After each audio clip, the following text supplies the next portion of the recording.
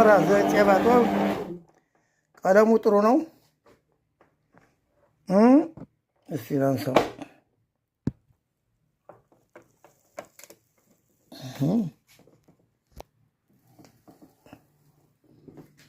ጥሩ ነው ቀለሙ፣ መጥቆሩ በጣም ጥሩ ነው።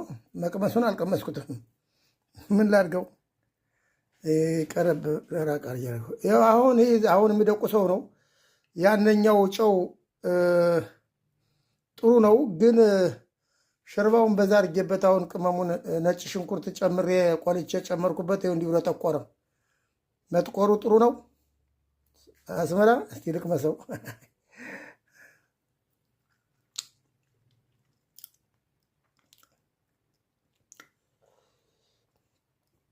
የጌትነት ያለ አይመጣም።